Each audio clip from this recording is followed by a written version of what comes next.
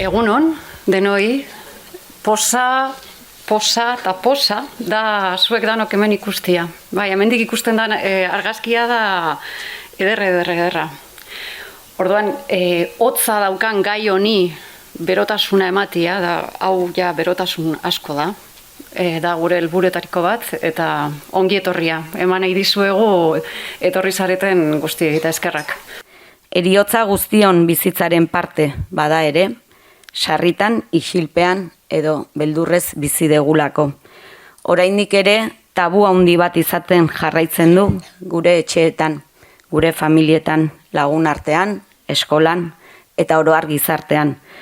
Eta tabuak heriotzaren aurrean egoki kokatzeko izan ditzazkegun berezko baliabideak eta potentziala lantzea eragozten du. Baina ere, bai agurtzonek esan bezala, pozgarria da benetan, aretoa horrela beteta ikustea, sentitzea eta komunidade bat elkarrekin sentitzea. Deno dakigu heriotza gai zaila dela, baina badakigu baita, hitz eginda, elkarrekin ikasita eta batez ere hezkuntzako profesionalek berezko dituzuen almenak heriotzaren ezagutzan jarrita, beste mundu bat eraiki dezakegula. Heriotza bizitzan txertatuz eta begirada berri bat eskaintzen badiogu, beldurra dagoen tokian, maitasuna gailendu daitekela uste dugu. Ilargi elkarteak gehiago gara ekimenarekin, batetik aurrekin heriotza lantzea, eta bestetik aurren heriotza gertatzen denean, natural eta humanitatez jardutea eskatzen diegu erakundei. Hizkuntzaren arloan zehazki, heriotzaren pedagogia ikastetxeetako kurrikulumean txertatzeko deia egin dugu. Pentsatu genuen, ikastetxeak izan behar ditugu, mai inguru honetan, heriotzaren pedagogia hitz egiteko, eta baita ere, ikastetxeek egindakoa, esperientziatik bizi izan duten gurasoen hori, ahotsa. 4 irakasle barri sartzen gara, proiektu horretan, eta hasiera batetik nahiko argi eduki dugu, gai honeri leku bat emon behar dotzegul, ezta? Segaitik, ikusten gendun, utzune kurrikular bat dauela, kurrikulun ofizialak heriotzaren inguruen ez dauela zer jasotzen, bai esaten dozku umeak ezi behar dugu zela kompetentzietan, baina gero heriotza eta dolua bideratzeko ez dauela helburu edo kompetentziarik zehaztute. Orduen bai ikusten gendun eskola moduen, hau landu behar dugule, eta beste alde batetik eskola honetan tutorelez egon ginen urte baten, bizipen gogor bat euki gendun, 2008 urtean umetxo bat bateko heriotza bat gertatu zan, eta zein izan zan eskolaren errealidadea momentu horretan, ezkeunkon protokolorik, ezkeunkon materialik, zelan landu emozioa bitenaz, zelan landu dolua bere ikasleakaz, familiagaz zelako harremana egon behar zan, ezkeunkon ezer. Orduan, zelan da posible, heriotza moduko gai bat egunerokotasunean dauena, dekoguzan moduen protokoloak bulineri aurre eiteko edo umeen babesgabetasuna ikusten dugunean zehaztute dauz protokoloak, eta zelan zan posible heriotzaren aurrean ez egotea ezer. Heleneri kolore urdina asko gustatzen zitzaion, eta oparitu zion Maixabelek familiari globo urdin bat, bai? Ekarri detena, bai, marrazkia, bai, ikusten duzu hemen Helenek egindako 2 urteko gelan egindako marrazkia. Hor hasi zen beste lanketa bat, ez? Eta, modu espontanean ere, gelako edo eskolako egun berezietan gelako umek globo urdin bat ateratzen zuten San Juanetan edo eskolako egunetan bere oroimenean. Eta, gu hor konturatu ginen, dena oso modu naturalean juntzan hori, nolabait ere lanketa bat egin behar gendula, azkenean irakasle guk ere 60-70 irakasle ezberdin gaude, famili mota ezberdinak, orduan, nolabait ere lanketa egin behar gendula eta protokolo batzuk edo lanketa bat egin behar gendula. Eta, guk heriotzaren pedagogia gila esan aspaldi hasitako ibilbidea da. Tala urte desente genuen aholkulari bat eskolan, Maite Larrea izenekoa, hiltzana ere. Eta bea baizegon garai haietan oso kontzientziatua. Eta, lan handia intzun ikastolan. Ez, gero faltazan, hiltzanean, ez, hor utxune bat edo egintzan, eta egia da gure zentroa, ezagit bataz bestekoak ateratzen hasiko bagina, seguro gaudela lehenengoak zerrendan, eriotzen bueltan. Ez, euki ditugu esperientzia asko eriotzakin, bai langileen aldetik, bai familiako kide gurasoen partetik, eta inkluso umea ere hiltzego, ez, Pol ere hiltzan, ez. Orduan, pues nahi ez nahi, azkenian, pues eriotza beti muturran aurrian azaldu zaigu, ez, eta azkenean, heldu behar izan diogun gai bat ere izan da, ez. Orduan, pues ikusita, gertaera guzti horiek denboran, guzti hau sistematizatu beharra, ez.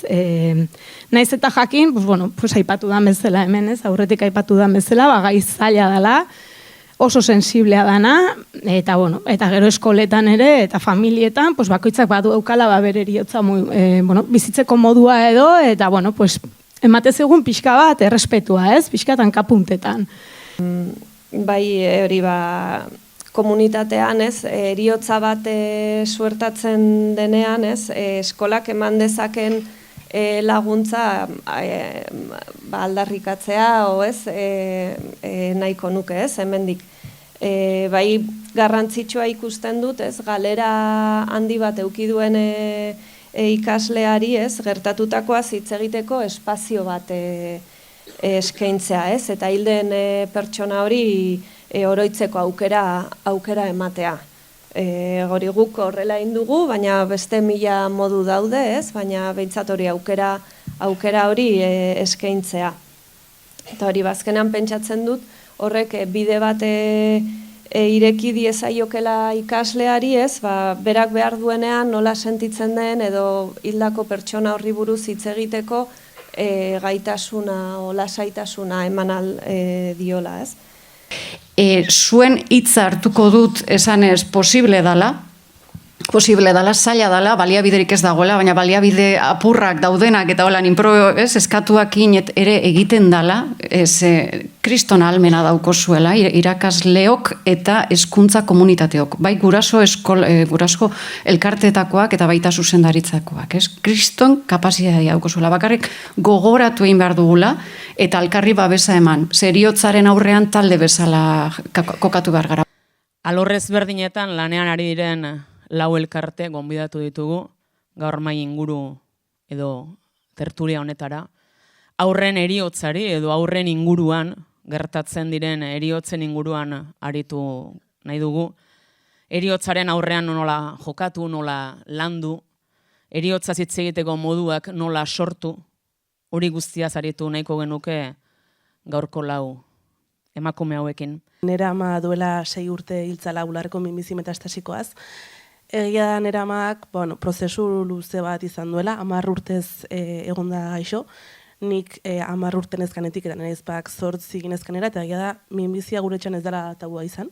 Oso hasieratik ez, nera amak ia galdu zuen, bularra ere galdu zuen, eta oso umoretik eta ez, beti egia kontatzen esan digudana, eta egia da prozesu hori nahiko ondora eman dugu, baina egia da, ez, minbizi metastasiko bat edukita eta jakindan erama momenturen batean, hile egingo zara, ze estadistikako hola diote ez, gure etxean tabua izan da.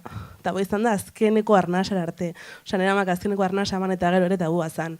Pedagogia, baina individualagoa, ez, familiarekin, beti errespetatu momentua, espazioa eman, zati familia batzuek nahi dute bestatzuk ez dute nahi, ez, entorrun bai. Eta gero ospitaleko eremua zari naizela, hor bai, esan osasun langilegoa, ez? Hasiera batean igualetzan gehiagitz egiten, isilpean, norbait hiltzen zenean, danak isilik, danak hor, eta zan komoke, jazta ez? Eta orain, azken urtetan ikusi da, poliki, ikusten dugu, hil egin behar dela.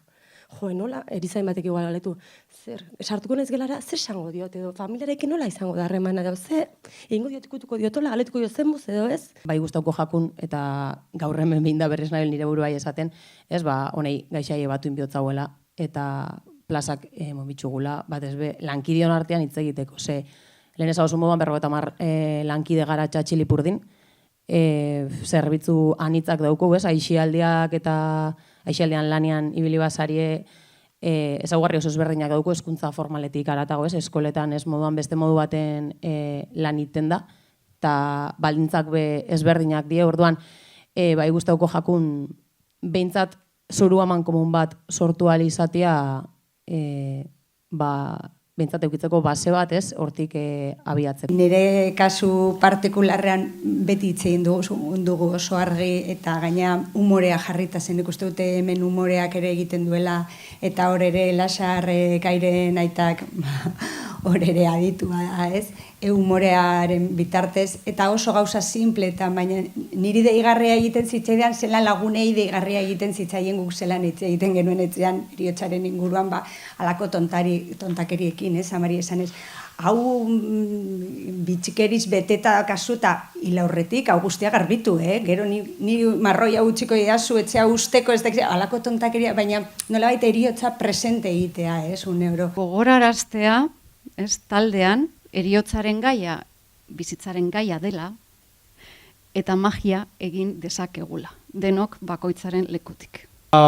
Heriotzaren gaia lantzerakoan, egia da, batzuk sinisteuela jangoikoa daula. Eta hiltzen gaianean zerura joaten gala.